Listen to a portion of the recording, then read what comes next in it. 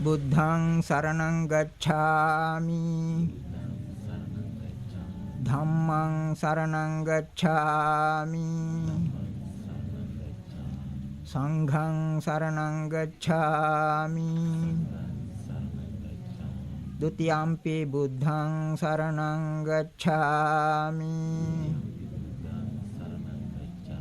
ဒုတိယံ පි ධම්මං සරණං ගච්ඡාමි ဒုတိယံ පි සංඝං සරණං ගච්ඡාමි တတိယံ පි බුද්ධං සරණං ගච්ඡාමි တတိယံ පි ධම්මං සරණං ගච්ඡාමි တတိယံ පි සංඝං සරණං ගච්ඡාමි สรณ ගමනං සම්පුන්නං පානාති පාතා වේරමණී සික්ඛාපදං සමාදියාමි අදින්නාදානා වේරමණී සික්ඛාපදං සමාදියාමි කාමේසු මිච්ඡාචාරා වේරමණී සික්ඛාපදං සමාදියාමි මුසාවාදා වේරමණී සික්ඛාපදං සමාදියාමි පිසුනා වාචා වේරමණී සික්ඛාපදං සමාදියාමි පරුසා වාචා වේරමණී සික්ඛාපදං සමාදියාමි සම්පප්පලාපා වේරමණී සික්ඛාපදං සමාදියාමි මිච්ඡා ආජීවා වේරමණී සික්ඛාපදං සමාදියාමි තිසරණේන සද්ධින් ආජීවට්ඨමක සීලං ධම්මං සාධුකං සුරක්ෂිතං කତ୍වා අප්පමාදේන සම්පාදේ තබ්බං සමන්ත චක්කවාලේසු අත්‍රා ගච්ඡන්තු දේවතා සද්ධම්මං මුනි රාජස්ස සුනන්තු සග්ග මොක්ඛදං ධම්ම ශ්‍රවණ කාලෝ අයං භදන්තා ධම්ම ශ්‍රවණ කාලෝ අයං භදන්තා ධම්ම ශ්‍රවණ කාලෝ අයං භදන්තා නමෝ තස්ස භගවතෝ අරහතෝ සම්මා සම්බුද්දස්ස නමෝ තස්ස භගවතෝ අරහතෝ සම්මා සම්බුද්දස්ස නමෝ තස්ස භගවතෝ අරහතෝ සම්මා සම්බුද්දස්ස අසංසට්ඨං ගහට්ඨේහි අනාගාරේහි චුභයං අනෝකසාරින් අප්පිච්ඡං තමහං භූමි බ්‍රාහ්මණං තී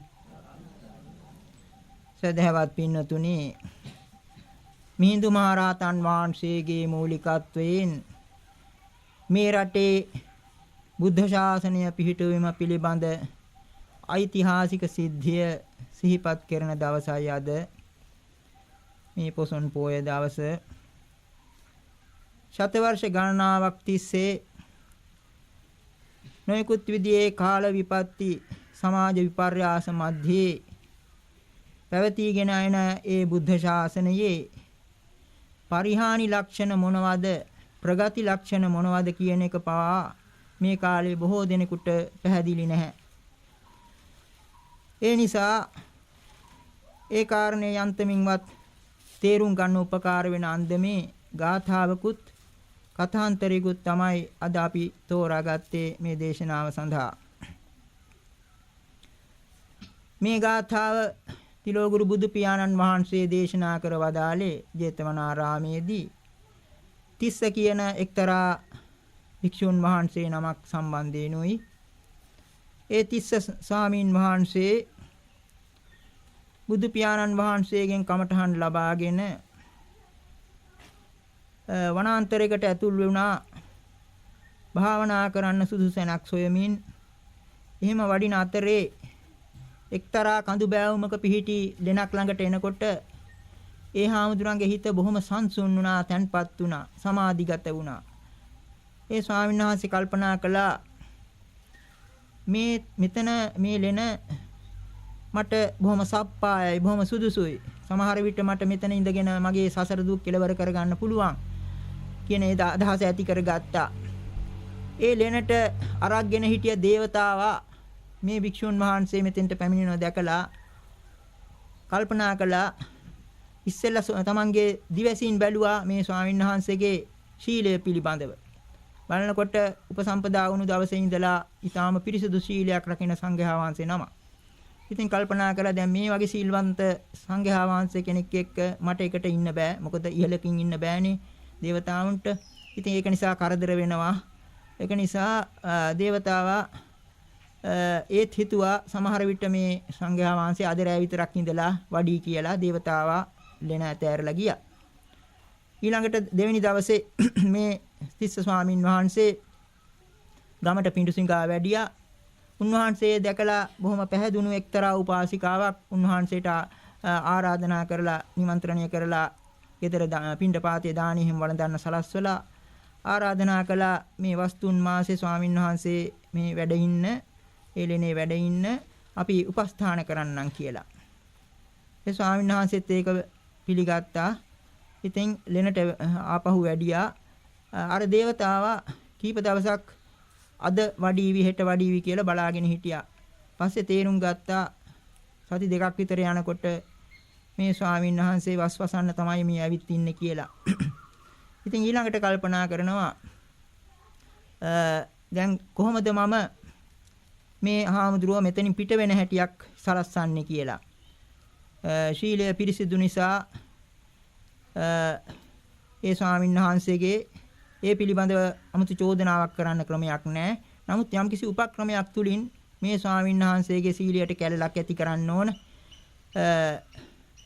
අපකීර්තියක් ඇති කරන්න ඕන කියලා හිතලා මේ දේවතාවා අර උපාසිකාවගේ වැඩිමහල් පුත්‍රයාට ආවේශ වුණා. ආවේශ වෙලා ඒ ළමයාගේ හිස කරකවලා ඇස් ඉලුප්පෙන විදියට සලස්සලා කෙල වගුරුමින් වැටෙන ආකාරයක් ඇති කළා. උපාසිකාව බය වෙලා කෑ ගහනකොට දේවතාවා අර ආවේශය තුලින්ම කියනවා මමයි මේ දරුවට ආවේශ වෙලා තියෙන්නේ වෙන බලිබිලි ආදියක් මට ඕනේ නෑ.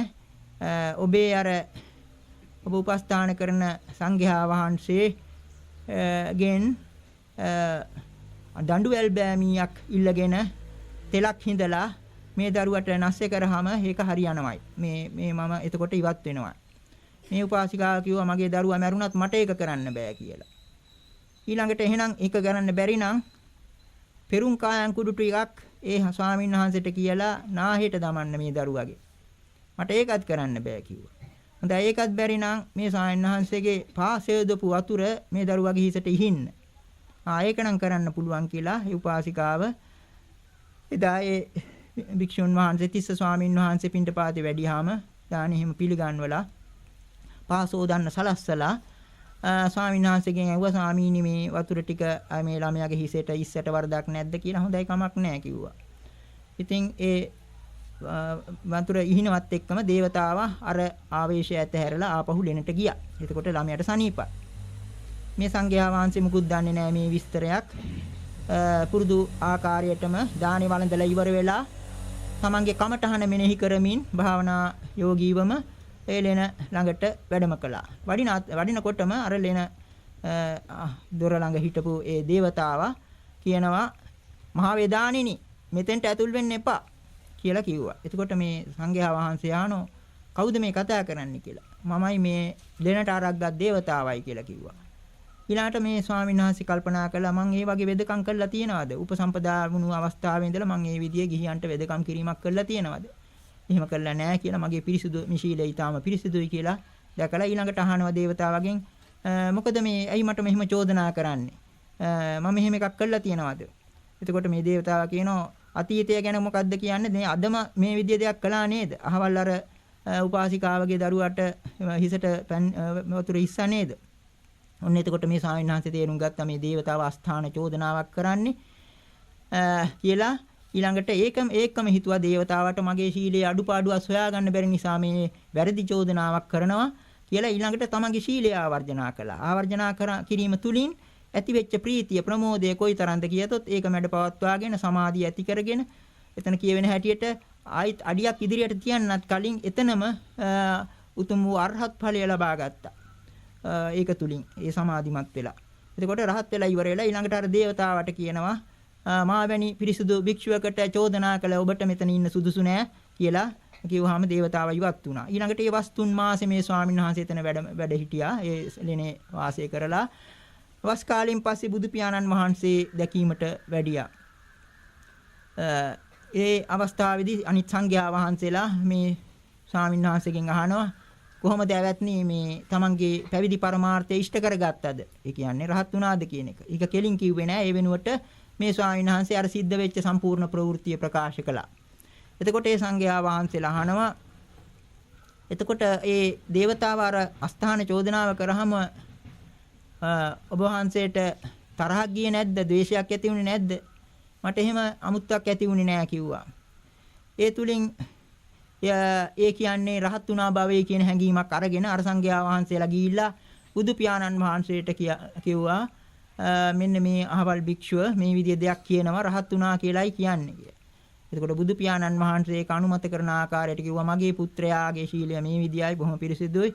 මගේ පුත්‍රයා මෙන්න මේ වගේ කෙනෙක් කියන ඒ විදිහට අදහස දක්වමින් තමයි අපි අර මාතෘකා කළ ගාථාව අදාලේ අසංසට්ඨං ඝාට්ඨේහි අනාගාරේහි චූභයං. ගිහියන් සහ පැවිද්දන් කියන මේ දෙපක්ෂීය සමගම ඇලී ගැලී විසීමක් නැත්තා වූ අනෝකසාරින් අප්පිච්ඡං අනගාരികව හැසිරෙන්නා වූ අල්පේච්ඡ වූ තමහං ගෘමි බ්‍රාහ්මණං ඒ භික්ෂුවට මම නියම බ්‍රාහ්මණයෙක්යි කියමි. මේ බ්‍රාහ්මණයා කියලා මේ ශාසනය යොදන්නේ උතුම් බ්‍රාහ්මණයා කියලා රහතන් වහන්සේට. නියම රහතන් වහන්සේ කෙනෙක් කියලා බුදුරජාණන් වහන්සේ ප්‍රශංසා මුඛයෙන් මේ විදිහට වදාලා. ඉතින් නෝකයි කථාන්තරය. දැන් ඉතින් අපි බලමු මේකෙන් අපි අර මේ ශාසනය ගැන අපි කියාපු කාරණා වලට අදාළ යමක් තිබේද කියලා මේ ගාථාවත් කථාන්තරයත් තුලින්. පළමුවෙන්ම කථාන්තරය ගැන කියනකොට අපිට ඊටාත්ම හොඳ ආදර්ශයක් ගිහියන් පැත්තෙන් හොඳ ආදර්ශයක් ලැබෙනවා අන්න අර උපාසිකාවගේ ක්‍රියාපටිපාටියෙන්. සංඝයා වහන්සේලාගේ විනය නීති පිළිබඳව ගුණධර්ම පිළිබඳව යම්කිසි අවබෝධයක් ඇති උපාසිකාවක් නිසා තමයි අර තමන්ගේ දරුවගේ ජීවිතය ගියත් සංඝයා වහන්සේලාට අකැප වූ මිත්‍යා ආජීවයක් හැටියට සැලකෙන වෙදකමක් ඒ සංඝයා වහන්සේලා කරවන්න පෙළඹුණේ නැත්තේ. ඒ තුලින් අපට පේනවා ඒ කාලේ ගිහි පින්වතුන්ට සංඝයා වහන්සේලාට කැප දේ පිළිබඳව අවබෝධයක් තිබුණා. ඒ වගේම ඒ උන්වහන්සේලාගේ ශීලාදී ගුණධර්ම රැකීමට රුකුල් දෙන ස්වභාවයක් තිබුණා ඒ සමාජයේ. අත වශයෙන්ම සංඝයා වහන්සේලාගේ ශීලාදී ගුණධර්ම ගැන මේ කාලයේ බොහෝ දෙනාට අවබෝධයක් නැහැ. ඒක නිසා වෙන නොයිකුත් સિદ્ધාන්ත මුල් කරගෙනයි ඒ ගිහි පැවිදි සම්බන්ධතාව ගෙන යන්නේ. සංඝයා වහන්සේලාට අයිති චතුපාරිශුද්ධ සීලය නමින් හැඳින්වෙන සිව් පිරිසිදු සීලයක් තිබෙනවා. සීල කොටස් හතරක සීලයක්. කෙටියෙන් සඳහන් කරතොත් පළමුවෙන් කියවෙන්නේ පාතිමොක්ඛ සංවර සීලය. ප්‍රාතිමොක්ඛ සංවර සීලය කියලා කියන්නේ ඔන්න හතරම කියතොත් පාතිමොක්ඛ සංවර සීලය, ඉන්ද්‍රිය සංවර සීලය, ආජීව පාරිශුද්ධ සීලය, පච්චේ සම්නිසිත සීලය කියලා ওই විදිහ හතරක් තියෙනවා. එයින් පළමු කොටම අර පාතිමොක්ඛ සංවර සීලය කියලා කියන්නේ බුදු පියාණන් වහන්සේ සංඝයා වහන්සේලාට පනවා වදාළ විනය නීති සංග්‍රහයට අනුව හික්මෙන එකයි. ඉන්ද්‍රිය සංවර සීලය කියන්නේ ඇස කන නාසය දිවකය මන කියන ඉන්ද්‍රිය දොරටු 6 ගලාගෙන එන කෙලෙස් වලින් ආරක්ෂා කර ගැනීම සඳහා ඒ දොරටු වසා ගැනීම සංවර කර ගැනීම පිළිබඳ ශීලයයි. ආජීව පාරිශුද්ධ ශීලය කියලා කියන්නේ සංඝයා වහන්සේලාට අයිති පිරිසිදු ජීවිකාව විශේෂයෙන්ම ගිහි පින්වතුන් පිළිබඳව අනියම් සම්බන්ධතාවල් පවත්වන්නේ නැතුව නියමාකාර ධර්මානුකූල විනයානුකූල පැවැත්ම ඇති කර ගැනීම පිළිබඳව ඒ සම්බන්ධයෙන් ඇති වෙන පිරිසිදු බවයි. ආජීවය පිරිසිදු කර ගැනීම පිළිබඳ ශීලය. හතරවෙනුව කියන පච්චේ සම්නිසත සීලය කියන එකේ අදහස සිව්පසය පිළිබඳව චීවර පිණ්ඩපාත සේනාසන ගිලාන ප්‍රත්‍ය කියලා කියන සිව්පසය පරිභෝග කිරීමේදී ඒවා පාවිච්චි කිරීමේදී ඒවායේ පරමාර්ථය නියම පරිමාර්ථය සිහිපත් කරලා කියන්නේ නිවන සඳහා නිවන ලබා ගැනීම සඳහායි කියලා ගිජු බවකින් නොවේ. ඒ වගේම ඒක භාවනාවට නගමින් ධාතු කර්මස්ථාන අසුභ කර්මස්ථාන වශයෙන් භාවනාවට නගමින් සිව්පසය පරිභෝග කිරීම පිළිබඳ ශීලයයි. ඔන්න ඒ සිව්පිරිසිදු සීලය පිළිබඳ යම්කිසි අවබෝධයක් ඒ කාලේ ගිහි පින්වතුන්ට තිබුණ නිසා වෙන්නේ නැති අර ආජීවය ගැන හිතලා සංඝයා වහන්සේලා කෙරෙහි ගරුත්වයකින් යුක්තව තමන්ගේ දරුවා මිය ගියත් මං ඒ විදිහේ දෙයක් සංඝයා වහන්සේලාගෙන් ඉල්ලා හිටින්නේ නැහැ කියලා අර උපාසිකාව කිව්වේ. ඉතින් මේ කාලේ සමහර විට මේක ප්‍රශ්නයක් වෙන්න පුළුවන්. මොකද පරාර්ථ චර්යාව, සමාජ සේවය, ආර්ථිකය ආදී ඔය මූල ධර්මානුයයි ගිහි පැවිදි සම්බන්ධතාව මනින්නේ ඒකේ වටිනාකම්. ඒකේ සුදුසුකම්. නමුත් බුදු පියාණන් වහන්සේ දක්වලා තිබෙනවා සංඝයා වහන්සේලාගේ පරමාර්ථය නිවන නිසා ඒ වගේම උන්වහන්සේලාගේ ජීවිතය අර ශ්‍රද්ධාවෙන් දෙන ආහාරයෙන් ගිහියන් ශ්‍රද්ධාවෙන් දෙන ආහාරය අනුභව කරලා මේ ගෙන යන ජීවිතයක් නිසා ඒ පරමාර්ථය යම් පරමාර්ථයක් සඳහාද පැවිදි වුණේ ඒ පරමාර්ථයට අදාළ දෙයට පමණයි බුදු පියාණන් වහන්සේ අවසර දෙන්නේ.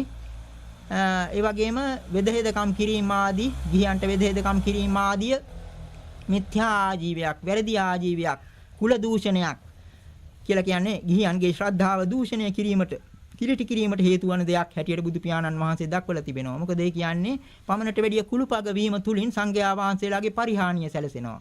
එක පැත්තකින් සංඝයා වහන්සේලා ගිහියන්ගේ ඕනෑ එපාකම් පිරිමසන්න ඉදිරිපත් වෙලා විනය නීති කඩමින් ඒ ගිහියන් සතුටු කරලා සිව්පසය ලබා ගන්න පෙළඹෙනවා.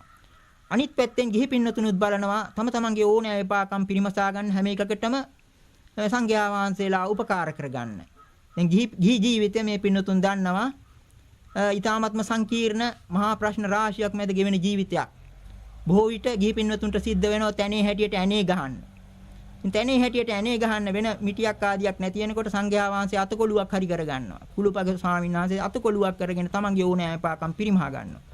ඒ තුලින් වෙන්නේ අර සංඝයා වහන්සේ විනයෙන් අර කියාපු ආජීව පාරිශුද්ධියෙන් පිළිහිලා ඇතැම් විට සමන්ගේ ශීලයෙන් පිරිහෙනව පමණක් නෙවෙයි අන්තිමට සිවුරෙන් පවා ඉවත් වෙනවා. ඒ විදිහේ ලොකු පරිහානි පක්ෂයකටපත් වෙනවා සංඝයා වහන්සේලා. පරිහානියකට වැටෙනවා. ඒකම ගිහි පින්නතුන්ගෙත් ඒ සංඝයා වහන්සේලා පිළිබඳව තිබුණු ගෞරවය නැති වෙනවා. මේ පින්නතුන් අහලා තියෙනවා ඔය රටේ තියෙන කතාවක්, පැරණි කතාවක්. දෙවේලේ දකින්න කුකුලගේ කරමලෙත් සුදුයි කියලා. අන්න ඒ වගේ අර සංඝයා වහන්සේලා යටත් පිරිසෙන් ඇඳගෙන ඉන්න සිවුරේ පාටත් අමතක වෙනවා. සංඝයා වහන්සේ සුදු ඇඳුමක් ඇඳන් ඉන්න කෙනෙක් කියලා තරමට වැටෙනවා. අර කුකුලා පිළිබඳ උපමාව හරියටම ගැලපෙනවා මෙතෙන්ට. සංඝයා වහන්සේ සිවුරක් ඇඳගෙන ඉන්න බවත් අමතක වෙනවා. තමන්ගේම කෙනෙක් හැටියට සැලකලා ඒ සියලුම මගුල් තුලා ආදී හැම කටයුත්තකටම සංඝයා වහන්සේලා උපකාර කරගෙන ඒ විදිහට ජීවිකාව ගෙන යන්න බලනවා. ඒක සමාජ සේවය ආදී පරාර්ථ චර්යාව ආදී බලනකොට ඒ පැත්තෙන් බලනකොට හොඳ දෙයක් හැටියට පෙනෙතත් සංඝයා වහන්සේලා ඒ පැවිදි වුණු පරමාර්ථය එකඟ නැති නිසායි බුදු පියාණන් වහන්සේ ඒවා මිත්‍යා ආජීවයක් හැටියට දක්වා වදාළේ. ඉතින් ඔන්න ඔය විදිහේ තත්වයක් තිබෙනවා. ඒකම දැන් මේ කථාන්තරයෙන් තවත් වැදගත් කාරණයක් අපට හෙළි වෙනවා. අර දේවතාව කළ අස්ථාන චෝදනාව තුලින් ඒ අස්ථාන චෝදනාව අහලා අර සංඝයා වහන්සේ කිපුනේ නෑ. ඒ වෙනුවට කරේ මොකද්ද? තමන්ගේ ශීලය ආවර්ජනා කළා. ඒ ආවර්ජනා කිරීම තුලින් කොයිතරම් ක්ෂණික ප්‍රතිඵලයක් ලැබුණද කියතොත් මොකද කමඨාන මෙනෙහි කිරීමයි එදා ඒ ලේන ළඟට පැමිණියේ. ඉතින් ඒ ඇති වුණු ධර්මයේ දැක්වෙනවා මේ ශීල ආවර්ජනය ඊටාම ප්‍රබල දෙයක්. සීලය ආවර්ජනා කිරීම තුලින් ඇතිවෙන ප්‍රමෝදය ලොකු සතුටක් ඇති වෙනවා. ඒ ප්‍රමෝදය වෙන අයට කෑ ගහ කියන්නේ නැතුව ඒක සංසිඳවාගෙන ප්‍රීතියක් බවට පත් කරගෙන ඒ ප්‍රීතිය තුලින් සිතත් කයත් සංසුන් වෙනවා. ඒ සංසුන් කමින් සමාධියක් ඇති වෙනවා. ඔන්න ඔය විදිහටයි සිතේ ක්‍රියාකාරීත්වය. ඒක ක්ෂණිකව අද්දුටුවා මේ ස්වාමින් වහන්සේ. ඊ타ත්ම හොඳ සීල සම්පන්න විවේකයට ලැබි ස්වාමින් වහන්සේ නමක් නිසා ඒකම ඒ තුලින් අර අතීත පුණ්‍ය ශක්තියත් මතු කරගෙන ක්ෂණිකවම අරහත් ඵලය ලබා ගත්තා. උයින් පේනවා එතකොට අන්න අර ආජීව පාරිශුද්ධ ශීලයේ හරියට රැක්කේකේ ආනිසංසය එතන මේ සංඝයා වහන්සේලා ප්‍රත්‍යක්ෂ කරගත්ත කිස්ස ස්වාමීන් වහන්සේ. ඒක විශාල ආදර්ශයක් ඒ සංඝයා වහන්සේලාගේ පැත්තෙන් හිතනකොට. ඉතින් ඊළඟට අපි මේ ගිහි පැවිදි සම්බන්ධතාව ගැන කල්පනා කරලා බලනවා නම් අද වගේ දවසක අර බුද්ධ ශාසනය පිහිටුවීම සඳහා එදායේ මිහින්තලයට වැඩි පිරිස ගැන අපි ටිකක් හිත යොමු කරලා බලමු. මිහිඳු මහරහතන් වහන්සේත් ඉට්ඨිය, උත්තිය, සම්බල, භද්දසාල කියලා කියන උපසම්පන්න භික්ෂුන් වහන්සේලා 4 නමකුත්, සුමන කියලා රහත් සාමණේරයන් වහන්සේ නමකුත්, භණ්ඩුක කියලා අනාගාමී අභිඥාලාභී උපාසකතුමෙකුත් ඒ පිරිසට ඇතුළත් වුණ බව ඉතිහාසයේ සඳහන් වෙනවා. මේ පිරිස සකස් වෙච්ච ආකාරය ගැන හිතනකොට අපට තේරුම් ගන්න පුළුවන් මේ ධර්ම දූත පිරිස එවලා තියෙන්නේ නියමාකාරයෙන්ම මේ අලුත් රටට, මේ අලුත් ජනතාවකට ගිහි පැවිදි සම්බන්ධතාව තේරුම් කිරීමට සුදුසු අන්දමින්. මොකද අර එක පැත්තකින් බලනකොට උපසම්පන්න භික්ෂුන් වහන්සේලා 5 දෙනා තමයි අවම වශයෙන් උපසම්පදාව දීමේ ගරු විනය කර්මයට අවශ්‍ය වෙන්නේ. එතකොට අවම වශයෙන් 5 නමක් එතන ඉන්න උපසම්පන්න භික්ෂුන් වහන්සේලා. අර සාමණේරයන් වහන්සේ උපාසකතුමාත් කලේ මොකද? මේ අලුත් ජනතාවට ගිහි පැවිදි සම්බන්ධතාව පිළිබඳ මූල ධර්ම තේරුම් කරලා දෙන්නේ නැති. සංඝයා වහන්සේලා කියන්නේ මෙන්න මේ දේවල් කැප හැටියට, මේ දේවල් අකැප හැටියට සලකන ඒ විදිහට යම්කිසි සම්බන්ධීකරණයක් කිරීමට, දැනුවත් කිරීමට උපකාර වෙන අන්දමටයි මේ පිරිස සකස් වුණේ කියලා අපිට හිතා ගන්න පුළුවන්. ඉතින් ඒකත් ගැඹුරු අදහසකින් අරහත් නම නැතුව රහතන් වහන්සේලා වෙන භික්ෂුන් වහන්සේලා නැතුවට නෙවෙයි. අර උපාසකතුමෙකුත් අරගෙන ආවේ මේ ශාසනයේ අර ක්‍රමික පරිවර්තනය ගිහියාගේ ඉඳලා පැවිද්දා දක්වා යන ආකාරය, ඒ වගේම ගිහි පැවිදි සම්බන්ධතාව පිළිබඳ මූල ධර්ම අලුත් ජනතාවකට තේරුම් කරන්න පුළුවන් ආකාරයකටයි මේ පිරිස සකස් වුණේ. ඉතින් එහෙම නමුත් කල්යාමේදී අර අපි කලින් සඳහන් කළ ආකාරයට නොයෙකුත් විදිහේ කාල විපත්ති, සමාජ විපර්යාස මැද්දේ මේ ශාසනය යන අතරේ මේ උතුම් පරමාර්ථ, නික්කම් අදහස, පැවිදියේ පරමාර්ථ ඒවා අමතක වෙන්න පටන් ගත්තා සංඝයා වහන්සේලාටත්, ගිහියන්ට, ගිහි පිරිසට. ඔක තුලින් අන්තිමට උනේ මොකක්ද? ගැඹුරු නෙක්ඛම්ම අදහසකින් සිද්ධ විය යුතු පැවිද්ද අන්තිමට නිකම්ම පැවිද්දක්, එහෙමත් නැත්නම් නිකම් පැවිද්දක් බවට පත් වුණා. ඒ කියන්නේ දැන් පැවිදි කිරීම කියලා කියනකොට ඒක ගැඹුරු අදහසකින් සිද්ධ විය යුතු දෙයක්. බාහිර වශයෙන් බුදු පියාණන් වහන්සේ ප්‍රකාශ කළ තිබෙනවා සිවුරු පෙරවීම පමණකින්, හිස මිඩු කිරීම පමණකින් කෙනෙක් පැවිද්දෙක් වෙන්නේ නැහැ කියලා. කය පැවිදි කිරීම පහසු නමුත් සිත පැවිදි කිරීම අපහසු බවත් බොහෝ දෙනා පිළිගන්නවා. එතකොට කය පැවිදි කිරීම සුළු වේලාවකින් කළ නමුත් සිත පැවිදි කරන්න සෑහෙන කාලයක් ඕන වෙනවා. පාරමී ශක්තිය දියුණු කරගත්තු කලාතුරකින් කෙනෙක් ක්ෂණිකවම සමතැන් විට ගිහි ඇඳුමෙන් පවා රහත් වුණු අවස්ථාවල් තිබෙනවා. නමුත් ඒ අනුව සාධාරණීකරණයෙන් හිතන්න නරකයි. මේ ශාසනයේ මේ ප්‍රතිපදාව ඊ타ත්ම දුෂ්කර දෙයක්. දැන් බුදු පියාණන් වහන්සේ ප්‍රකාශ කළා තියෙනවා දුර්ලභා පබ්බජ්ජා. පැවිද්ද දුර්ලභ දෙයක්. ඒ වගේම දුෂ්කර දෙයක්. නියම පැවිද්ද දුර්ලභ දෙයක්, දුෂ්කර දෙයක්. නමුත් අර විදියට දැන් ක්‍රමක්‍රමයෙන් මේ සමාජ පරිවර්තන විපර්යාස ගැන හිතලා බලනකොට පැවිද්ද බොහොම සුලභ දෙයක්. බොහොම පහසු දෙයක්. ඒ தത്വයටයි වැටෙන්නේ. එතකොට මේ පැවිද්ද පහසු කර ගැනීමේ ක්‍රම නොයෙකුත් විදියට ගිහිල්ලා අන්තිමට මේක පැවිදි කිරීම විලාසිතාවක් බවට පත් වෙනවා. මේ කාලේ හැම දෙයක්ම විලාසිතාවක් වෙනවා. ඉතින් ඒ විලාසිතාවේ අවසාන කෙලවර සමහර විට මේ පින්නතුන්ට නුදුරු අනාගතයේ දකින්න ලැබේවි. දැන් මේ පින්නතුන් සිල් සමාදන් වෙලා සිල් පවාරණය වෙන්න වගේ උදේ පාන්දරට සබ්බ දුක්ඛ නිස්සාරණ නිබ්බාන සච්චිකරණත්ථාය කියලා පැවිදි වෙලා හවසට සිවුර ඉවත් කිරීමේ ඇඳුම් මාරු කිරීමක් බවට පැවිද්ද පරිවර්තනය වෙන්න ඉඩ තියෙනවා. මොන විදිය තත්වයක් තියෙනවා. නමුත් බුදු පියාණන් වහන්සේ පුදුම විදියේ වටිනා ප්‍රතිපත්ති මාලාවකින් පෙන්눔 කරලා තියෙනවා මේ පැවිදි වීමේදී බාහිර වශයෙන් කරන වෙනස්කම්, සිවුරක් පෙරවීම, හිස මුඩු කිරීම ආදී ඒ වායේ ගැඹුරු අර්ථය සලකමින් ක්‍රමක්‍රමයෙන් ගැඹුරට ගෙනහිල්ලා රහත් වීමට පවා ඒවා උපකාර කරගන්න ආකාරය එක්තරා වටිනා සූත්‍රයකින් දස ධම්ම සූත්‍රය කියලා. මෙන්න මේ දස ධම්ම සූත්‍රය විශේෂයෙන්ම සංඝයා වහන්සේලා සඳහා දේශනා කර දෙයක්. නමුත් ඒ දස ධම්ම සූත්‍රයට අඩංගු කාරණා 10 ගැන ගිහි පින්නතුන් තේරුම් ගැනීම හරියාකාර ගිහි පැවිදි සම්බන්ධතාවක් ඇති කර ගැනීමට උපකාර වෙනවා. අපි අර කලින් කියාපු ශාසන පරිහානිය සම්පූර්ණයෙන් නතර කරන්න බැරි වෙතත් යටත් පිරිසෙන් ඒ පරිහානි වේගය තරමක් දුරට හරි මර්ධනය කරගන්න උපකාර වෙනවා ගිහි පින්නතුන්වත් මේ ගැන දැනුවත් වුණොත්. ඒක නිසායි අපි මේ අවස්ථාවේ අර දසධම්ම සූත්‍රයේ සඳහන් වෙන කාරණා 10 කාල වේලා හැටියට කෙටියෙන් නමුත් තේරුම් කරන්න උත්සාහ කරන්නේ. ඒ දසධම්ම සූත්‍රයේ මෙන්න මේ විදිහටයි සඳහන් වෙන්නේ. මහණෙනි කාරණා 10ක් තියෙනවා පැවිද්දන් විසින් නිරන්තරයෙන් නිතිපතා ප්‍රත්‍යවේක්ෂා කළ යුතු. ප්‍රත්‍යවේක්ෂා කරනවා කියන එක ඒකේ අදහස නුවණින් සලකා බැලීම. එහෙම නැත්නම් ආපස්සට හැරිලා ඒක සලකා බැලීම. යමක් හොඳද නරකද හරියට කෙරුණාද නැද්ද කියන එක සලකා බැලීමයි. මේ ප්‍රත්‍යවේක්ෂා කියන වචනේ එක්තරා අවස්ථාවකදී බුදු පියාණන් වහන්සේ රාහුල හාමුදුරන්ට හොඳ උපමාවකින් තේරුම් කරලා දුන්නා. පොඩි දරුවෙකුට තෝරන්න වගේම. දැන් යම්කිසි කණ්ණාඩියක් දිහා බලන්නේ කෙනෙක් ගමනක් බිමනක් යනකොට තමන්ගේ හිසකේ මුහුණ ඇඳුම් පැළඳුම් පිළිබඳ යම්කිසි හැඩගස්වා ගැනීමක් කර ගැනීමටයි මේකේ අඩුපාඩු මොනවද කියලා බලලා ඒක හැඩගස්වා ගැනීමටයි කණ්ණාඩියක් දිහා බලන්නේ. අන්නේ කණ්ණාඩිය දිහා බැලීමටත් ප්‍රත්‍යවේක්ෂා කියන වචනේ යොදනවා. කණ්ණාඩියක් ගෙදරක පාවිච්චි කරන්නේ ප්‍රත්‍යවේක්ෂා කිරීම සඳහා. ඒ කියන්නේ ආපස්සට හැරිලා බලනවා. යන්න ඔක්කොම ලෑස්ති. නමුත් ආපස්සට හැරිලා බලනවා. මේ මම මේ සකස් වීමේ යඳුම් පැනඳුම් හරියට තියෙනවද කියලා. අන්න ඒ වගේ අදහසක් මෙතනක් තියෙන්නේ. ප්‍රත්‍යවේක්ෂා කරන්න කාරණා 10ක් තියෙනවා. කණ්ණාඩි 10ක් වගේ මේක බැලුවාම. මොනවද එක එකක් අපි ඊළඟට තේරුම් කරන්න බලමු.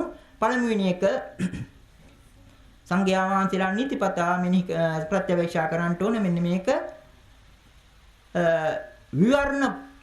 විවර්ණ භාවයකට පැමිණියේ වෙමි.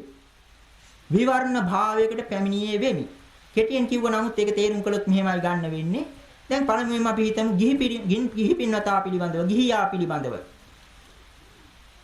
ගිහියාගේ ස්වභාවය විවර්ණ භාවය නෙවෙයි වෛවර්ණ භාවය. විවර්ණ දෙයට කැමති නෑ. වර්ණවත් වෛවර්ණවත් දේවල් වලටයි ගිහි පින්වතා කැමති. නමුත් සංඝයා වහන්සේලාට බුදු පියාණන් වහන්සේ වදාරන්නේ විවර්ණ භාවයට පැමිණෙන්න කියලා. කොහොමද විවර්ණ භාවයට පැමිණෙන්නේ? ඒක දෙආකාරයකට විග්‍රහ කරලා තිබෙනවා.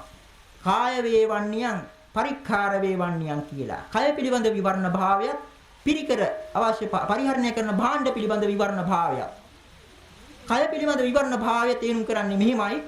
දැන් ගිහි පින්වතුන් මේ කෙස් රැවුල් පිළිබඳ කොයි තරම් විලාසිතාවන් කලින් කල කරනවද කියන මේ සමාජයේ ඉන්න පින්වතුන් දන්නවා. ඒකට ඒවට දෙන දස වදේ කලින් කල මේක වෙනස් වුණු ආකාරය දැක්ක හැටි තරුණ පක්ෂයේ තරුණ තරුණියන් ඒ අනුව අලුත් මොසිලාසිතාව අනුව මොන වියදම් කරලා හරි ඒ පැත්තට නැඹුරු වෙනවා. ඔන්න ඒක කරනවා. ඒක කරන්න වෙහෙසෙනවා. නමුත් පැවිද්දන්ට ඒක ප්‍රශ්නයක් නෑ. මොකද ඒ පැවිදි වීමේදීම කෙස් රැවුල් ඉවත් කරනවා. අන්න විවර්ණ භාවය. එතකොට කය පිළිබඳ විවර්ණ භාවය මේ විදිහට හිතා ගන්න ඕන. පිරිකර පිළිබඳ විවර්ණ භාවය තමයි ගිහි පින්නතුන් නොයෙකුත් විදිහේ වෛවර්ණ ඇඳුම්. දැන් මේ පින්නතුන්වත් මේ අවස්ථාවේ මේ සුදු ඇඳුමෙන් පෙනී හිටියත් ඔය පාරට තොටට බහලා යනකොට අඳුන ගන්නත් බැරි විදිහේ විවර්ණ ඇඳුම් වෛවර්ණ ඇඳුම් ඇඳගෙන යන්න පුළුවන්. ඒකයි ගිහි පින්නතාගේ සාමාන්‍ය ස්වභාවය. නමුත් සංඝයා වහන්සේලා පිළිබඳව බුදු පියාණන් වහන්සේ වදාරලා තියෙන්නේ කඩ කැපූ දුර්වර්ණ පඳු කැසූ සිවුරක් ඇඳ ගන්න. පාත්‍රයක් පාවිච්චි කරන්න. කළු කරපු පාත්‍රයක්. ඒ වගේම අනික් පරිස්කාර ආදියක් අල්පේච්ඡතාව පෙන්눔 කරන සුඛෝභෝගී භාණ්ඩ නෙවෙයි පාවිච්චි කරන්න තියෙන්නේ. අල්පේච්ඡතාවට ගැලපෙන. ගිහි පින්නතුන් කාමභෝගී ගිහියන් පාවිච්චි කරන දේවල් කියලා බුදු පියාණන් වහන්සේ සමහර විට සංඝයා වහන්සේලාට අකැප දෙයක් පාවිච්චි කරනකොට එක්කෝ ඒක කඩලා බිඳලා වීසි කරන්නයි කියලාත් කියපු අවස්ථාවල් තියෙනවා. ඉන් පෙන්눔 කරන එතකොට විවර්ණ භාවය. ඔන්න ඒක සංඝයා වහන්සේලා විසින් නිතර සිහිපත් කළ යුතු දෙයක්. ගිහියා වගේ අපි වෛවර්ණ භාවය නෙවෙයි විවර්ණ භාවයයි අපිට අයිති.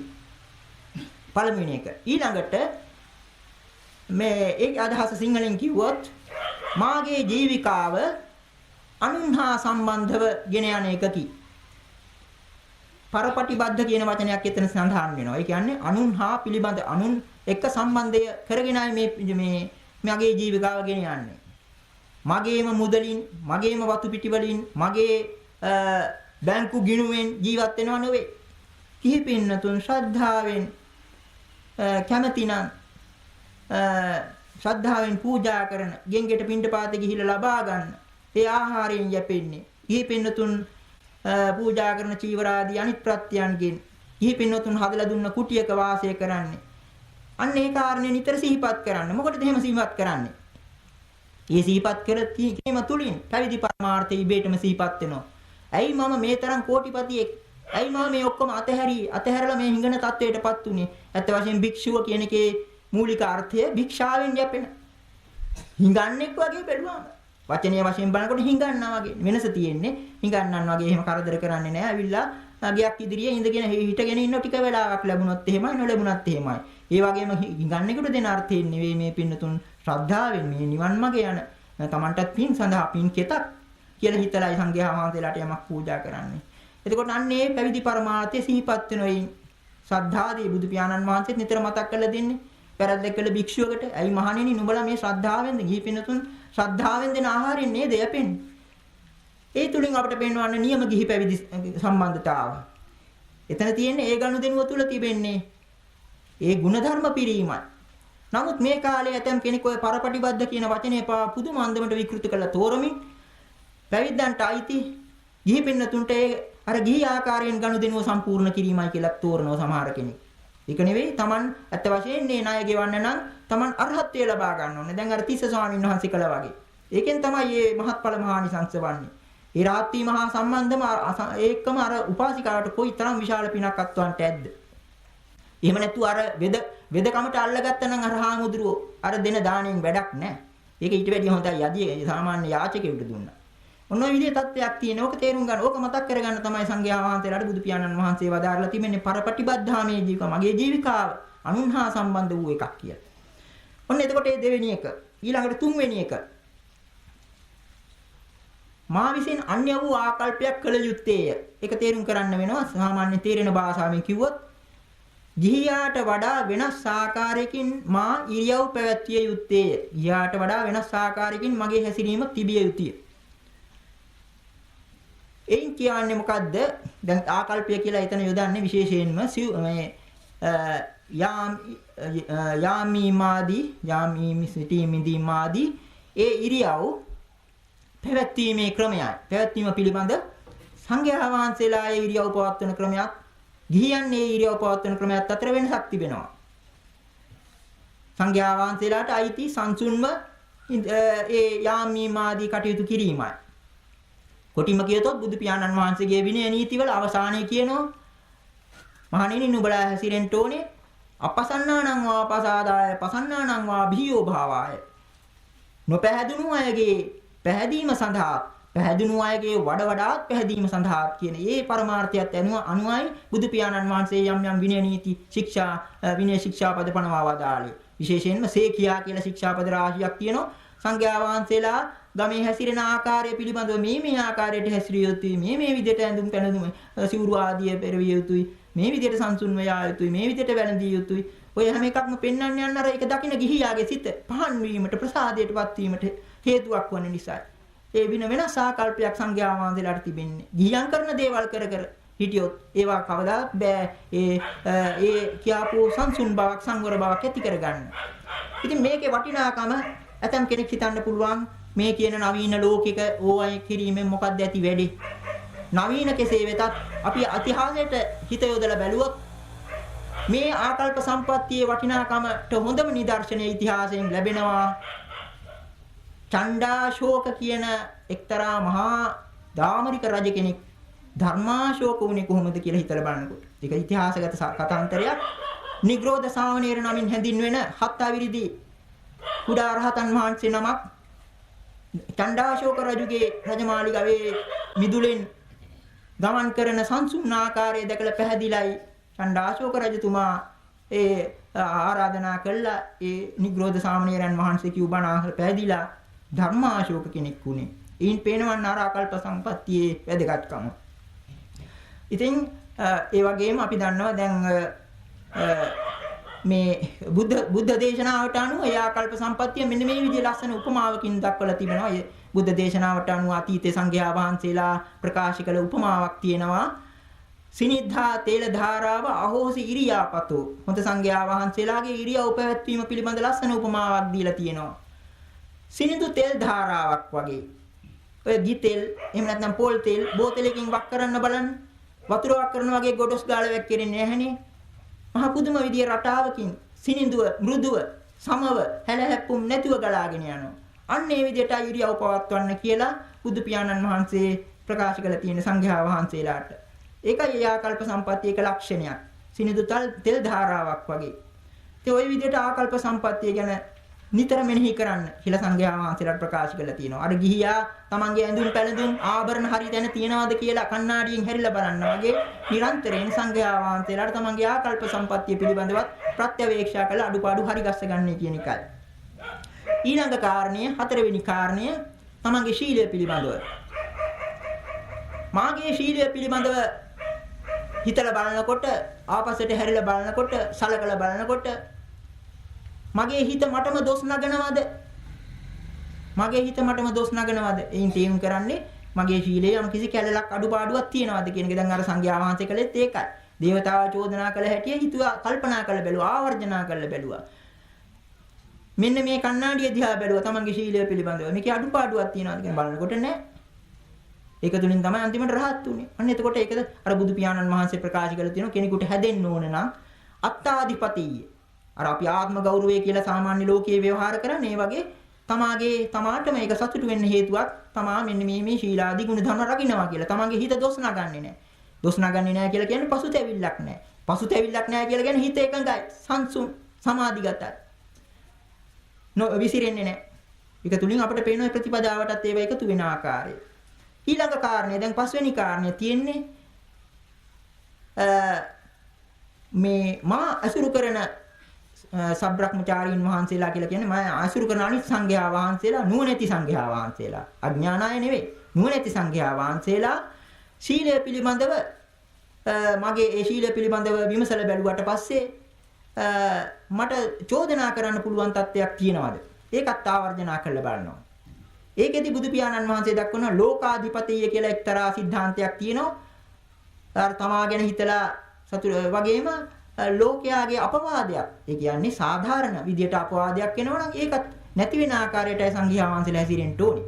ඉතින් ඒ විදියට තමන්ගේ ශීලය පිළිබඳව අනුන්ටවත් චෝදනා කරන්න ඉඩක් තියනවද කියලා කල්පනා කරලා බැලුවා. ඒක හිතලා බලලා තමයි දැන් අර තිස්සාමුදුරන්ටත් පේනුණා දේවතාව කලේ අස්ථාන චෝදනාවක්. වෙන කෙනෙකුට කාටවත් චෝදනා කරන්න බෑ. ඊටාම පිරිසුදු ශීලය කියලා අන්න අර ප්‍රත්‍යවේක්ෂාව තුලින් පස්වෙනි ප්‍රත්‍යවේක්ෂාව තුලින් තේරුම් ගත්තා. මට කිසිම කෙනෙකුට. ඒක නිසාම තමයි සංඝයා වහන්සේලාට ගිහිල්ලා බය නැතුව අර තමන් ලෙනේ ගත කළ ජීවිතය පිළිබඳව බය නැතුව සම්පූර්ණ විස්තරය කිව්වා. අපි අනිත් පැත්ත හිතමු යම් කිසි විදිහක යන සංඝයා වහන්සේලා ගිහි ගෙවල් වල ගිහිල්ලා වෙදකම් කරන්න පටන් ගත්තා නම් එහෙම අර විදිහට ගිහිල්ලා බුදුරජාණන් වහන්සේ ඉදිරියට ගිහිල්ලවත් සංඝයා වහන්සේලාටවත් කියන්න පුළුවන්ද?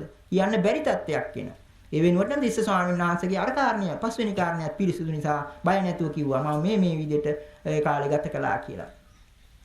ඔන්න ඊළඟට කියවන 6 වෙනි කාරණය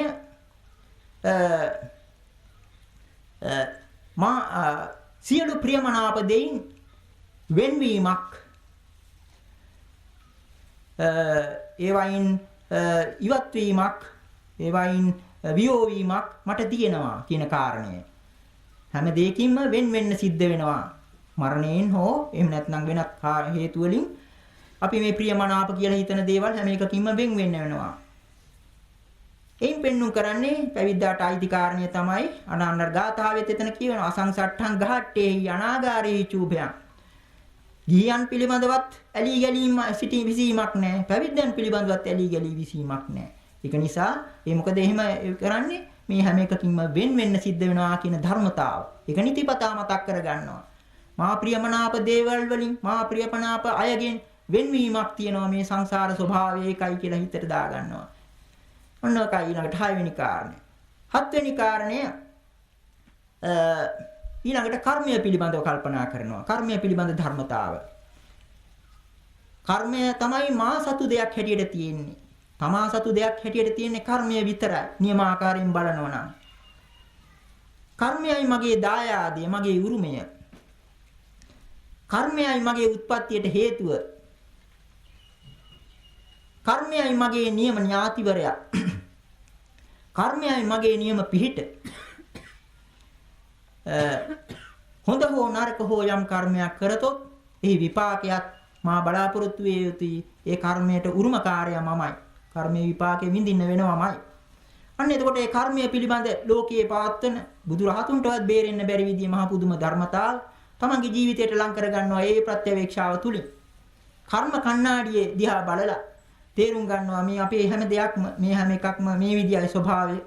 මේවා ආඩම්බර වෙන්න දෙයක් නෑ. යම් අතීත කර්මයක් නිසා අපේ මේ සැප දුක් මේ හොඳ දේවල් විඳින ඒවා ඔක්කොම මේ අතීත හොඳ කර්මයක් නිසා මේ දුක් ගැහැට මේ අතීත පාපක මේ යම් අකුසල කර්ම නිසා අනාගතයටත් ඒ විදියයි කියලා ඒ විදිහට කර්මය સિદ્ધාන්තය කරගෙන ජීවත් වීමයි එතනින් කියවෙන්නේ. ඊළඟට දක්වන 8 වෙනි කාරණය ඒක ටිකක් අමුතු විදිහට ආයතන දැක්වෙන්නේ මේ රෑදවල් ඉක්මෙන්නේ මා කොයි ආකාරයකින් සිටින විටද? ඒ කියන්නේ මට රෑදවල් ඉක්මෙන්නේ කොහොමද? මට රෑදවල් ගත වෙන්නේ කොහොමද? කුමක් කරමින් සිටියදීද? එයින් පෙන්නු කරන්නේ දැන් පැවිදි ජීවිතය ගෙවන මොහොතක් පාසා හිතන්න ඕන. මා මේ අද මේ දවසක් ගෙවනවා. මේ ගෙවන දවස මගේ පැවිදි පරමාර්ථය ඉෂ්ට කර ගැනීමට උපකාර වෙන දෙයක්ද? එහෙම නැත්නම් ඒක පරිහානියට හේතු වෙන දෙයක්ද කියලා. මා කොයි ආකාරයකට සිටිද්දිද මේ රෑදවල් ගෙවෙන්නේ කියලා කියමනේ අදහස. මම කාලය ගෙවන්නේ කොහොමද? නිෂ්ඵල විදියටද සඵල විදියට සාර්ථක විදියටද කියන කාරණය නිතර මෙනෙහි කරනවා. ඊළඟට 9 වෙනිව දක්වන කාරණය මා පාළු ගෙවල් භාවනාවට සුදුසු පාළු ගෙවල් හිස් ගෙවල් පිළිබඳව ඇල්මක් ඇති කර ගන්නවා. එහෙම නැත්නම් ආයක ඒ වායේ විවේකයේ වාසයට මා තුල ඇල්මක් තිබෙනවාද කියලා හිතනවා. ඒක අමාරු දෙයක්. ගිහි පින්වතා පිරිසක් එක්ක ජීවත් වෙන පින්වතෙකුට තනිව වෙන්ව විවේකීව පාළු ගෙයක කැලෑවක අර වගේ ලෙනක ඉන්න බෑ. ඒක විශේෂ ශක්තියක් නිවනට උපකාර වෙන. ඒකයි බුදු පියාණන් වහන්සේ මෙතන දක්වන්නේ. එතනින් අඟවන්නේ භාවනානුයෝගී බවයි, විවේකයට ලැබි බවයි. එතකොට සංඝයා වහන්සේ කෙනෙක් තමන්ගෙන් අහන්න ඕන. ඇත්ත වශයෙන්ම මම විවේකයට ලැබිද? පාළු ගෙයක මට ඉන්න පුළුවන්ද? මිනිස් සමාජයෙන් ඉවත් වෙලා බණ භාවනා සඳහා විවේකයේ සඳහා පාළු ගෙයකට ගිහිල්ලා ඉන්න පුළුවන් ශක්තිය තියනවද මාතුල? ඒකත් නිතර හිතන්න කියලා තියෙනවා. ඉතින් අර විදිහට ගිහියන්න වට කරගෙන ඒ විදිහේ ඇලි ගලි ජීවත් වෙන කෙනෙකුට පාළු ගෙයක් තියා වනාන්තරයක් පවා බය දෙන දෙයක්. හිතන්නවත් බයයි. අපොයි කොහොමද තනිව ඉන්නේ? අන්න ඒ විදිහේ තත්ත්වයක් මෙතන. ඒක නිසායි බුදු පියාණන් වහන්සේ මේ 9 වෙනුව දක්වලා තියෙන්නේ භාවනාවට අදාළ අන්දමින්. ඒකත් ප්‍රත්‍යවේක්ෂාවක්. තමා ගැනම හිතලා බලන්න, සලකලා බලන්න. ඔන්න ඊළඟට 10 වෙනි එක. මේ 10 වෙනි එක සඳහා තමයි මේ ඔක්කොම බුදු පියාණන් වහන්සේ යම් ධර්ම කාරණා සම්පින්ඩණය කරනවනම් ඒ හැම එකකම අවසාන දේ තමයි ධර්මයේ කුළු ගැන්වෙන කාරණේ බොහෝ විට. ඒ වගේ ඔන්න මේක ගැන විශේෂයෙන් හිතන්න ඕන. මේ පින්වතුන් හිතට දාගන්න ඕන. මොකද්ද 10 වෙනි එක? සංඝයා වහන්සේ කෙනෙක් මෙන්න මේ විදිහට ප්‍රත්‍යවේක්ෂා කරන්න ඕන. නිතිපතන් නිරන්තරයෙන් සලකලා බලන්න ඕන. නුවණින් සලකලා බලන්න ඕන. මගේ අවසාන අවස්ථාවේදී මරණ මොහොතේදී මා ඇසුරු කරන සංඝයා අනිත් සංඝයා වහන්සේලා ඇවිල්ලා මගෙන් ඇහුවොත් කොහොමද ඔබ වහන්සේ මෙච්චර කල් මේ පැවිදි ජීවිතය ගෙවුවා? කොහොමද මේ යම්කිසි උත්තර මනුෂ්‍ය ධර්මයක් ධ්‍යාන මාර්ගඵල ආදියක් එහෙම ලබාගෙන තියනවද කියලා එහෙම අහනකොට මූණ මකු කරගෙන බිම බලාගෙන පසුතැවිල්ලෙන් යුක්තව ඉන්න බැරි විදියට ඉන්න අවශ්‍ය වෙන නැති එහෙම ඉන්න අවශ්‍යතාවක් නැති වෙන ආකාරයට මා යම්කිසි ශාසනික උතුම් ආධ්‍යාත්මික තත්වයක් ලබාගෙන තියෙනවද නැද්ද කියන එක. යම්කිසි උතුම් තත්වයක් ලබාගෙන තියෙනවා නම් අර ප්‍රශ්නේ අහනකොට මද සිනහාවක්. ඒකට ඔව් කියලා කියන්න අකමැති නම් අල්පේච්ඡතාව නිසා තමන් ලබාගත්තු බව කියන්න අකමැති නම් යටත් පිරිසෙන් මන්දසිනහවකින් මූණ සරස ගන්නවත් පුළුවන්. ඒ මරණ අවස්ථාවේ. මේගොල්ලෝ හිතන්නේ මා ලැබුවේ නෑ කියලායි කියලා. අන්න ඒ විදිහට ඒ මරණ වේලාවේ පසුතැවිල්ලක් නැතිව තමන්ගේ ජීවිතය ගැන ආපස්සට ආවර්ජනා කරලා බලනකොට මගේ පැවිදි පරමාර්ථය ඉෂ්ට සිද්ධ වෙලා ඉවරයි. කිසිම මට බයක් නැහැ. අපාය භයක් නැහැ. රහත් වුණොත් තවත් සංසාරේ ජාති ජරා ව්‍යාධි මරණ කිසිවක් නැහැ. පාන නිවුණා වගේ. අන්න ඒ සනසිල්ලයි එතකොට. ඒකයි අවසාන පරමාර්ථය. පැවිදි අවසාන පරමාර්ථය පරම නිෂ්ඨාව. එතකොට සිවුරු පටිය බඳින්නෙත් ඕක සඳහා වෙන එකකට නෙවෙයි. සිවුරු පටිය බඳින්නේ දැන් ඔය හරකෙක් බැඳලා මේ ඇදගෙන යන්නේ ඒ වගේ ගිහි සමාජයට ඒ සිවුරු පටිය උපකාර කරගෙන ඇදගෙන යන්නේ නෙවෙයි. සිවුරු පටිය බඳින්නේ සංඝයා වහන්සේගේ බෙල්ලේ. ගිහියන්ගේ ඕනේ පාකම් පිරිමහ ගන්න ඒ සිවුරු පටිය ඇදගෙන යන්න නරකයි. ඒ සිවුරු පටිය බඳින්න එක්තරා ලාංඡනයක්. ඒක ඉවත් කරලා ඊළඟට සිවුරු අඳවනවා. ඒකේ අදහස මොකද? සබ්බ දුක්ඛ නිස්සරණ නිබ්බාන සච්චිකරණත්තාය. සියලු සසර දුක් කෙලවර කරන ඒ නිවන් ප්‍රත්‍යක්ෂ කර ගැනීම සඳහා. ඒකට අන්නේ අවසාන පරමාර්ථයට අදාළවයි මුල ඉඳලම මෙන්න මේ එක එකක් ගැන දැන් ආපස්සට ඒ එකක කාරණා වල ගැඹුරු අර්ථය මේ අවසාන කාරණෙන් මේ පින්නතුන්ට හිතා ගන්න පුළුවන් වැඩි විස්තර නොකියුවා. අවසාන අවස්ථාවේදී මරණ මොහොතේදී Tamanට පසුතැවිල්ලක් නොවන ආකාරයට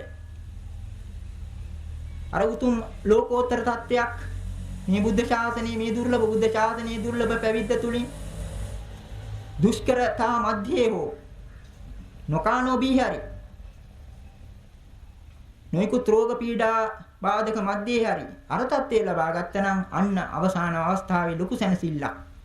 එහෙම නැත්නම් මරබියෙන් කෑ ගහමින් විලාප තියමින් කොයි විදිහේ තාන්න මාන්න නිලතල උපාධි ලාභ තිබුණා අවසාන අවස්ථාවේදී මහා භයානක විලාප නගමින් අන්තිමට ඒ පැවිදි ජීවිතය එතනින්ම අවසానයි ඊළාට කොහේ යනවද කියලා නැහැ. අන්න ඒක නිසායි බුදු පියාණන් වහන්සේ මතු කළ දෙන්නේ මේ දස ධම්ම සූත්‍රයේ අවසාන එක. දැන් සමහර වෙලට කෙනෙක් කියන්න පුළුවන් සමහරට මේ කාලේ නම් ඒවා යල්පැනපු දේවල් කියලා. අපිට තාම අහන්න ලැබෙන්නේ නැහැ දස ධම්ම සූත්‍රයේ නව ධම්ම සූත්‍රය කියලා බව. තාමත් ඒක සංඝයා වහන්සේලා භාවිතා කරනවා. ඒයින් අපිට පේනවා මේ අවසානයේ කියවෙන්නේ පැවිදි ජීවිතයේ නිෂ්ඨාවයි පරමාර්ථයයි. ඒ කියන්නේ කුළු ගැන්වෙන්නේ පැවිදි ජීවිතය කියන එක. ඒ මිසක් මේක සුලභ දෙයක් නෙවෙයි. සුලභ කරන්න බෑ මේක. ඒකේ ඒ වගේම මේක ලේසි. දැන් ඔය කපුටන්ගේ ජීවිතය බොහොම ලේසි. ඒක බුදු පියාණන් වහන්සේ දක්වලා තිබෙනවා. ඒ විදිහට විනය ආදී ශික්ෂා පද නොරකින භික්ෂුවට ඊටම පහසුයි කපුටෙකුගේ ජීවත් වෙන්න පුළුවන්. නමුත් බුදු පියාණන් වහන්සේ දක්වලා තිබෙනවා නියමාකාර පැවිද්දට ජීවිතය දුෂ්කරයි, අමාරුයි. සමහරවිට පින්ඩපාතයවත් හරියට ලැබෙන්නේ නැහැ.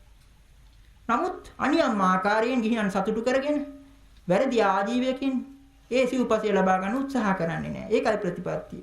මොකද ඒක විශාල පාවා දීමක්. එක පැත්තකින් ශාසනය පාවා දීමක්. අනික මේ දුර්ලභ බුද්ධෝත්පාද කාලයේ දුර්ලභම පරමාර්ථය වන මෙතෙක් නොකල සසර දුකින් එතර වීම කියන පරමාර්ථය පාවා දීමක්. ඒ තුලින් පැවිද්දෙන් පිටිම නිෂ්ඵල වෙනවා. සඵල වෙන්නේ නැහැ, නිෂ්ඵල වෙනවා, ව්‍යර්ථ වෙනවා. ඔන්න ඔක තුලින් අපිට හිතා ගන්න පුළුවන් මේ දස ධම්ම සූත්‍රය තුල තියෙන වටිනාකම. මේක ඇත්ත වශයෙන් සංඝයා වහන්සේලා අංගගෙන පාවිච්චි කරන දෙයක් හැටියට හිතන්න නරකයි. ගිහි පින්වතුන් මේ පිළිබඳව දැනුවත් වීම තුලින් ගිහි පින්වතුන්ට පුළුවන් ආරක්ෂා වෙන්න තමන් නැසුරු කරන කුණුපගේ ස්වාමින් වහන්සේලාගෙන් අනියම් ඉල්ලීම් කරලා ඒ සංඝයා වහන්සේලා නොමගට යොමු කරන්න. මේ පරිහාන ශාසන පරිහානියක් දැන් කාලේ ප්‍රකට රහසක් වශයෙන් පවතිනවනම් සමහර දේවල් සමාජයේ තියෙන ප්‍රකට රහස් කියලා. ඒවා කියන්න බය වෙන්නත් නරකයි. ඉතින් ඒ විදිහේ ප්‍රකට රහසකින් හැටියට තියෙන ශාසන පරිහානියට හේතුව අර සංඝයා වහන්සේලාගේ නොසැලකිල්ල පමණක් නෙවෙයි ගිහි පින්වතුන් තමන්ගේ නිලතල බලතල යොදමින් අන්න අර කියාපු විදිහට සිවුරුපටිය අල්ලගෙන ගිහියන්ගේ ඕනෑ පාකම් පිරිමහ ගන්න. එහෙම නැත්නම් අර දැනේ හැටියට ඇනේ ගහන්න අතකොඩුවක් කර ගැනීම තුලිනුයි මේ ශාසන පරිහානිය ඉදලා තියෙන්නේ. නිසා අපි ගිහි පින්වතුන් ඥානවන්තව දැනුවත්ව අර උපාසිකා වගේ අතීතයේ සිටි ශාසනය බබලන කාලේ රහතන් වහන්සේලා එහෙම අර මේ රටේ වැඩියෙන් වාසය කළ කාලවල තිබුණු ශාසන තත්ත්වයට හේතුව ගිහි පින්වතුන් අර සංඝයා වහන්සේලාගේ සිව්පිරිසුදු සීලය පිළිබඳ යම් කිසි අවබෝධයක් ඇතිවයි ක්‍රියා කළේ. ජීවිතේ තමන්ගේ ජීවිතේ නැති වුණත් දරුවන්ගේ ජීවිතේ නැති වුණත් සංඝයා වහන්සේලා ලවා අර නුසුදුසු අනියම් දේවල් කරගන්න යන්නේ නැහැ. ඒ තුලින් ශාසන විනාශය, ශාසන පරිහානියයි සැලසෙන්නේ. ඉතින් මේක තුලින් වටිනාම කාරණා කීපයක් මේ පින්නතුන්ට හෙළි වුණා. ඉතින් බුද්ධ ශාසනය කියලා කියන්නේ අපි කල්පනා කරන්න ඕන. ඒකත් නොයකුත් ආකාරයෙන් තෝරනවා. තුන් ආකාර කළක් තෝරනවා. පරියත්ති, පටිපත්ති, පටිවේද කියලා. බුද්ධ ශාසනය ගැන කියනකොට දැන් අපිට බුද්ධ ශාසනය ලැබුණා කියලා කියනකොට කෙනෙක් සිහියට නගා ගන්නවා. බුදු පියාණන් වහන්සේ දේශනා කළ ධර්මය අපට ලැබුණා. මිහිඳු මහරහතන් වහන්සේ ආව නිසා. ත්‍රිපිටකය අපට ලැබුණා. අන්න පරියත්ති කියලා කියන්නේ ඒකයි. ඉගෙනීමට ඕන කරන ධර්ම කොටස් අපට ලැබුණා. ඒ වගේම ප්‍රතිපත්ති, පටිපත්ති කියලා කියන්නේ මේ ශාසනයේ මේ කියන ධර්මය ක්‍රියාවට නැගිය යුත්තක්. මේවා පොත්වලට සීමා කළ යුත්තක් නෙවෙයි. මේ හැම ධර්මයක්ම අර ධර්මයේ කියවෙන්නේ ඒව බලව කියන ඒ අභියෝගයට අනුව මාව ක්‍රියාත්මක කරලා බලන්න කියන විදිහේ ධර්මයක්. ඒ වගේම පියවරෙන් පියවරට අරගෙන යන ඕපනායක ධර්මයක්. ඒ නිසා ඉහි හොයවා පැවිදි හොයවා ඒවායේ ප්‍රතිපත්තියේදීමයි පටිපත්ති ශාසනය කියලා කියන්නේ. ඒ ප්‍රතිපත්ති ශාසනයත් ඒ මුල් කවදියේ බැලුණු බවට සාධක තමයි මේ මිහිඳු මහරහතන් වහන්සේ ඇවිල්ලා අතුරු පිරිස ඇවිල්ලා මේ ශාසනය අර මේ රජ පවුල් වලින් පවා රජ විසෝවරුන් පවා ඒ පැවිදි කරමින් විශාල පිරිසක් ඒ ශාසනය හරියාකාර ශාසනය පිහිටුවයි කියලා කියන්නේ අන්න ප්‍රතිපත්තියට ඇතුළු වුණ අවස්ථාවයි. ඊළඟට පටිවේද කියලා කියන්නේ ඒ ප්‍රතිපත්තිය තුලින් බණ භාවනා දියුණු කරගෙන ප්‍රඥාව විදර්ශනා ප්‍රඥාව දියුණු කරගෙන ඒ තුලින් අර සෝවාන් සකදාගාමි අනාගාමි අරහත් කියන මාර්ගඵල ප්‍රතිවේද කීමයි. ප්‍රතිවේද කිරීම කියලා කියන්නේ නුවණින් මේ සත්‍ය తත්වයේ චතුරාර්ය සත්‍ය විනිවිද දැකීමයි. ප්‍රඥාව කියන ආලෝකය තුලින් වැහිලා තියෙන අවිද්‍යාවෙන් වැහිලා තියෙන මේ తත්වය සමතමන් ප්‍රත්‍යක්ෂ කරගත යුතු දෙයක්. තමයි ඒක දකින්න පුළුවන් වන්නේ. වෙන කෙනෙකුට ඇවිල්ලා පෙන්වන්න බෑ. කොයිතරම් පරිේශන කෙරුණත් දැන් මේ කාලේ නිතර අහසන්ට ලැබෙන දේවල් තමයි ඇත්තම කෙනෙක් හිතන්න පුළුවන් මේ කාලේ බුද්ධ කාලයටත් වඩා එහෙම නැත්නම් ඊට මෑත ලංකාවේ කාලයටත් වඩා මේ කාලේ ශාසනය බොහොම දියුණුයි කියලා. මොකද ඒ තරමටම පොතපත තියෙනවා. නොයෙකුත් අර මාධ්‍ය වලින් ඉගෙනීම පිළිබඳව නම් নানা ආකාර ක්‍රම තිබෙනවා. මුළු ත්‍රිපිටකයම සාක්කුවේ දාගෙන යන්න පුළුවන් තත්ත්වයක් දැන් තියෙනවා. මුළු ත්‍රිපිටකයම සාක්කුවේ. ඉස්සර නම් මේවා බොහොම අමාරුවෙන් වනපොත් කරලා කටපාඩම් කරලා හිතේ දරාගත්තා. ඒක තුලින් අර පුද්ගලයාගේ යම්කිසි වෙනසකුත් සිද්ධ වෙනවා. නිතර ඒක අමතක වෙනාට නිතර සත්‍යයනා කරන කිරීම තුලින් ඒ පුද්ගලයා දන්නේම නැතුව ධර්මයට අනුව ජීවත් වෙනවා. නමුත් දැන් ඒවා ඔක්කොම අපේ මේ නවීන විද්‍යාත්මක ක්‍රම නිසා අපි මේවා කිව්වට වරදවල තේරුම් ගන්න එපා. මේවා ඒ ආනිසංස ආදීනව දෙපැත්තම අපිට පෙන්නලා දෙන්න සිද්ධ වෙනවා. ඒ තුලින් ඇතම් කෙනෙක් ආඩම්බර වෙනවා. ත්‍රිපිටකයේම මාළඟ තියෙනවා, සාක්කුවේ තියෙනවා අලුත්ම ක්‍රමයට. නමුත් ඔය ධර්මයේ එතන අර නියම පරියත්තියක් නෙවෙයි එතන. කොහොම හරි ඒක පරියත්තිය අපි කියමු ටිකක් වැඩිපුර තියෙනවා කියලා. නමුත් ප්‍රතිපත්තියෙන් එන්නම අර විදිහට හීන වෙනවා. මොකද මේ ධර්මය දැන් බොහෝ දෙනා හිතන්නේ අර අනිකුත් දේවල් වල වගේ ඔය නොයෙකුත් පරිේශනාගාරවල කරන පරිේශන තුලින් ඒ ධර්මයේ තේරුම් ගත යුතු දෙයක් කියලා. එහෙම නැත්නම් ඔය නොයෙකුත් දැන් විද්‍යාත්මක පරිේශන කරන්නේ බාහිර දේවල් බාහිර හැටියට මේවා සලකලයි. ඒ විදිහට පරිේශන කිරීමක් නෙවෙතන. මේ ආර්ය පරිේශන ඒ විදිහේ දෙයක් නෙවෙයි. Taman තුලම සීල ආදී ගුණධර්ම වගාදිගා කර ගැනීමෙන් තමයි මේ ධර්මයේ සත්‍යතාව උරගා බලන්න පුළුවන් වන්නේ. බාහිරව කරන ඒ සංගණන වලින් නෙවෙයි.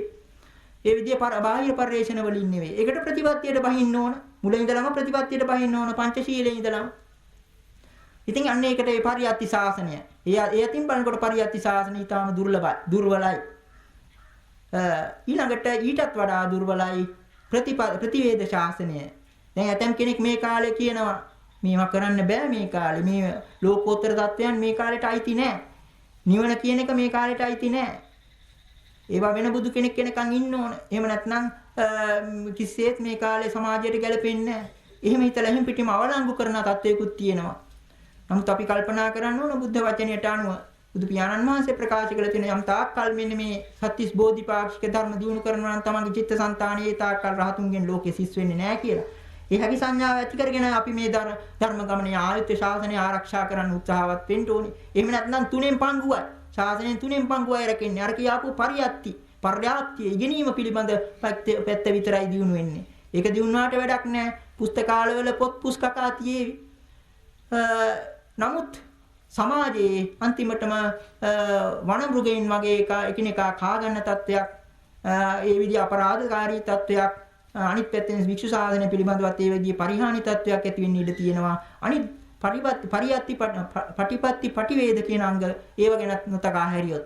ඉතින් බුද්ධ ශාසනය කියලා කියන්නේ අර බුදු කෙනෙක් තුලින් අපේ බලාපොරොත්තු වෙන ගැඹුරුම දේ තමයි උතුම්ම දේ තමයි මේ සසර දුක් කෙලවර කර ගැනීම. මේ සංසාරයේ දුක කෙලවර කර ගැනීමට අවශ්‍ය අන්දමින් ධර්මය පෙන්눔 කරන්නේ බුදු සම්මා සම්බුදු කෙනෙක් විතරයි. පසේ බුදුරජාණන් වහන්සේ කෙනෙකුටවත් ඒක කරන්න බෑ. උන්වහන්සේ ඒ නිවන් ප්‍රත්‍යක්ෂ කරගත්තත් අනිත් අයට ඒක තේරුම් කරලා දෙන්න බෑ. ඉතින් බුදු පියාණන් වහන්සේ ප්‍රකාශ කරන පටිච්චසමුප්පාද ආදී ගැඹුරු ධර්ම දේශනා කරනකොට මහණෙනි මම මෙන්න මේ ධර්මය හොඳට බෙදලා විග්‍රහ කරලා විභාග කරලා මේ විදිහට ඕනෑ කෙනෙකුට මේක තේරුම් ගන්න පුළුවන් තත්ත්වයට පහත් කළා මේක බලන්න කියලා මම මේ විදිහට මේ විවරණය කරලා දීලා තියෙනවා කියලා අන්නේ විදිහට බුදු පියාණන් වහන්සේ ඒ වගේම මම මේ අර ගුරු මුෂ්ටිය කියලා අතීත කතාන්තරයක් තියෙනවා අතීත යෙදීමක් තියෙනවා ඒ කියන්නේ අතීත සමහර ගුරුවරු අතීතයේ හිටි ඊර්ෂ්‍යා පරවශ ගුරුවරු තමන්ගේ ගෝලීන්ට ඔක්කොම දුන්නේ නැහැ ටිකක් හංගගත්තා ඒ විදිහේ දෙයක් නැති බව බුදු පියාණන් වහන්සේ ප්‍රකාශ කරනවා. මා මේ විදිහට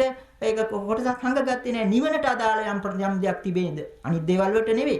නිවනට අදාළ යම් දෙයක් තිබේද මේ මගේ බුද්ධ ඥානය තුල? ඒ හැම එකක්ම මම නුඹලාට කියලා දීලා තියෙනවා.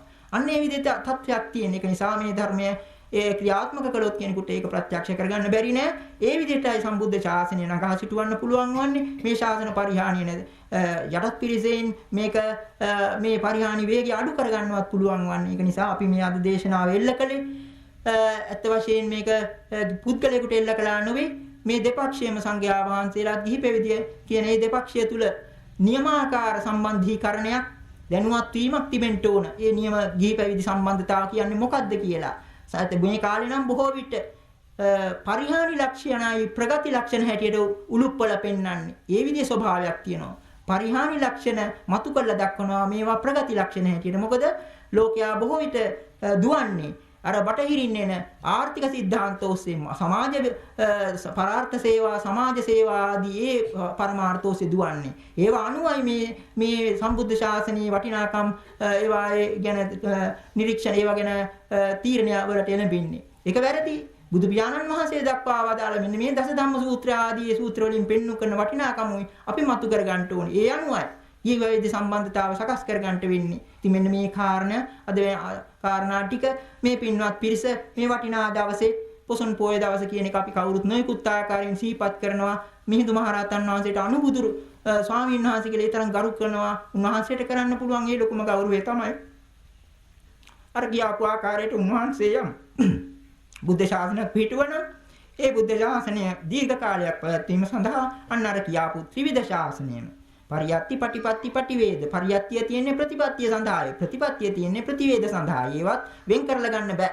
ඒක නියමාකාර ප්‍රතිපත්තිය නම් අර වායේ ධර්මයේ හරියට තමන්ගේ සිත සංතාණයට නගාගෙන ඒ අනුව තමන් ජීවත් වෙමින් එක ප්‍රතිපත්තියට නැගීමෙන් ඊළඟට අවසානයෙන් බුදු පියාණන් වහන්සේ ප්‍රකාශ කළා තිබෙනවා පච්චත්තං වේදිතබ්බෝ විඤ්ඤූයි මේ ධර්මයේ නුවණැත්තන් විසින් ප්‍රත්‍යක්ෂ කර තමන් ප්‍රත්‍යක්ෂ කරගත යුත්තක්.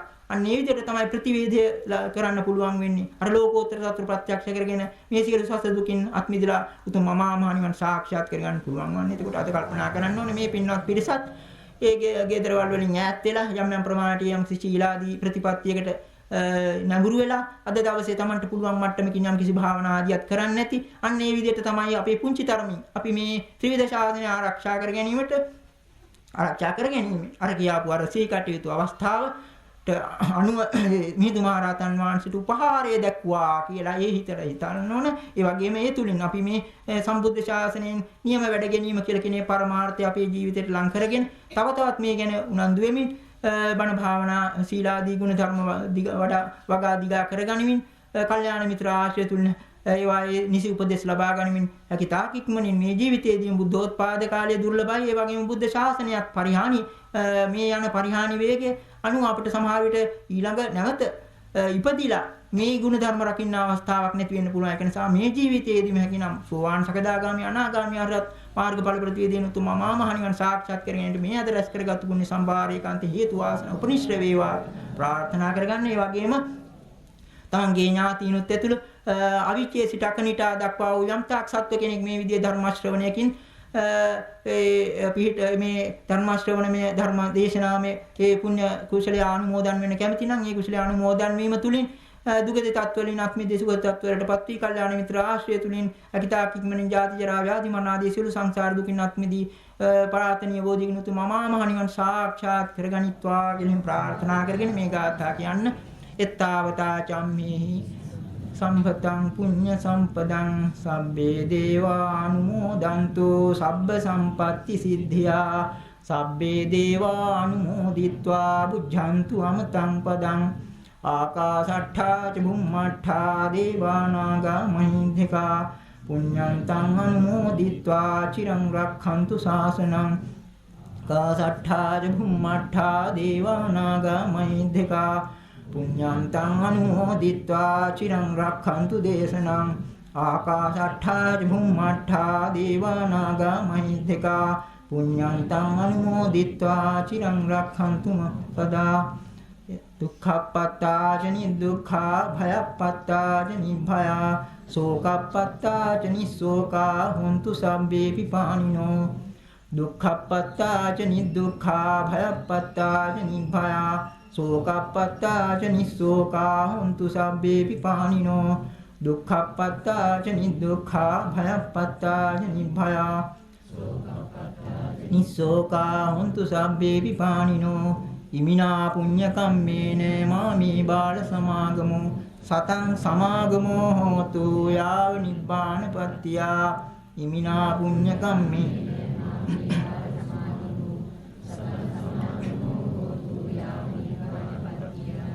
ඉමිනා පුඤ්ඤ කම්මේ